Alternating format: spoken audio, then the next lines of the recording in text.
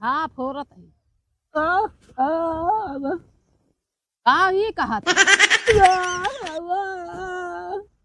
आहा अबे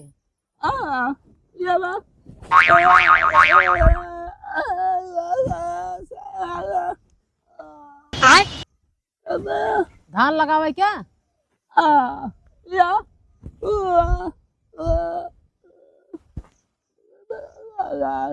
का आवाज दारू पी क्या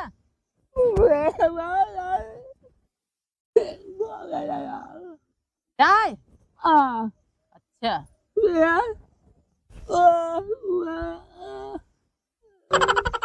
घास काट गया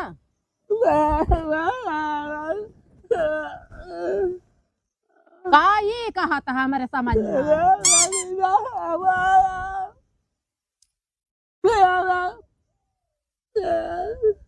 हमारे समझ में ना आया मम्मी? हाँ बाबू कहा था डाई छीटे का। अच्छा तू समझ ले हमारे समझ में ना आया बताया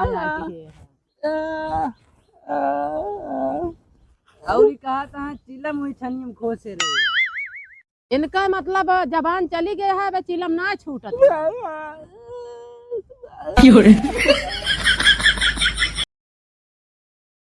तो लावत ही